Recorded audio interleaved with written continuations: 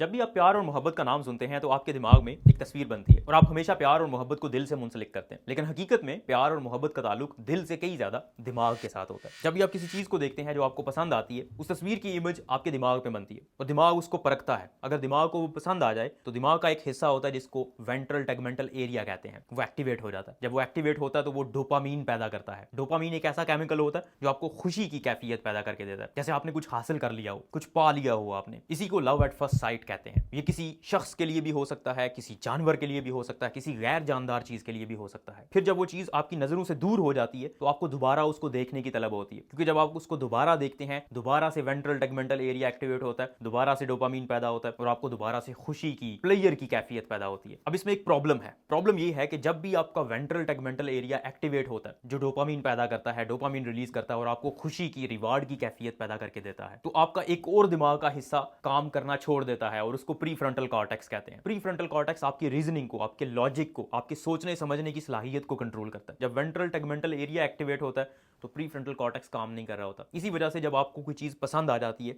तो आपको उसकी खामियां नजर नहीं आ रही होती, क्योंकि प्री फ्रंटल कॉर्टेक्स काम नहीं कर रहा और वेंट्रल टेगमेंटल एरिया आपका डोपामीन पैदा किए जा रहा है, पंप किए जा रहा है और आप खुश हुए जा रहे हैं। आपको कोई हानि नजर नहीं आती और खूबियां ही खूबियां नजर आ रही होती हैं। लेकिन ये फेज कुछ ही महीने चलती है। कुछ महीनों तक आपका ventral tegmental area use to हो जाता है उस चीज से और फिर वो चीज देख के आपको उस तरह की खुशी महसूस नहीं होती। वेंट्रल टेगमेंटल एरिया उस तरह से एक्टिवेट नहीं होता, डोपामीन उस तरह से रिलीज नहीं होता और आपको वो वाली खुशी की कैफियत अब मजीद पैदा नहीं होती। इसी वजह से कुछ महीने के बाद आपका ब्रेकअप हो जाता है। आपको वो बंदा उस तरह से पसंद नहीं रहता, उस चीज का चार्म खत्म हो जाता है। लेकिन इसी फेज में लव की एक और टाइप जन्म लेती है जिसको कंपैशनेट लव कहते हैं। Compassionate love ventral tegmental area की बजाय दो और हार्मोन्स कंट्रोल करते हैं। एक होता है वैसोप्रेसिन और दूसरा होता है ऑक्सीटोसिन। इनमें से ऑक्सीटोसिन मेन हार्मोन है। जब भी आप किसी शख्स के साथ या उस चीज के साथ मौजूद होते हैं जो आपको पसंद है तो ये ऑक्सीटोसिन और वैसोप्रेसिन रिलीज होते हैं और ये दो हार्मोन्स आप में म्यूचुअल अंडरस्टैंडिंग क्रिएट करते हैं जो कि लंबे अरसे के लिए चलती है। अब अगर तो आप में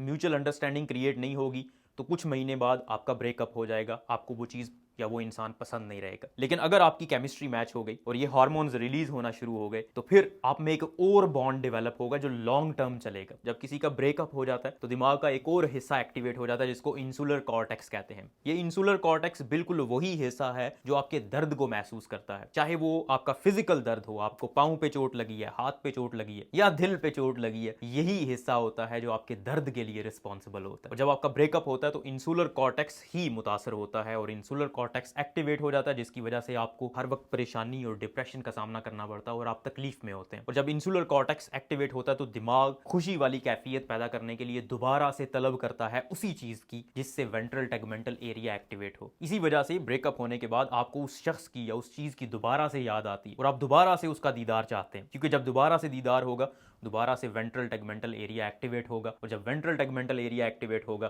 तो डोपामीन पैदा होगा। डोपामीन की वजह से आपको दोबारा से खुशी की कैफियत महसूस होगी। इसको ओवरकम करने के लिए आप दो काम कर सकते हैं। एक तो कोई और काम करें जिनसे आपका वेंट्रल टेगमेंटल एरिया एक्टिवेट हो और आपको डोपामीन मिले, आपको खुशी मिले, मतलब वो काम करें जो आपको पसंद है। दूसरे नंबर पे उन लोगों के साथ बॉन्डिंग बनाएं जिनके साथ आपकी ऑलरेडी बॉन्डिंग है, जैसे आपके पेरेंट्स, आपके रिश्तेदार, आपके दोस्त, जिनको मिलने से आपके जिस्म में ऑक्सीटोसिन पैदा होता है। ये बात थी फिजिकल लव की जो इंसान के जिस्म तक महदूद है। लव की एक और किस्म है जो फिलॉसफी में है और वो लव आपके जिस्म से बियॉन्ड जाता है। और जब भी प्यार की इस किस्म को डिस्कस किया जा रहा होता है तो मौलाना रूम का हमेशा जिक्र आता है।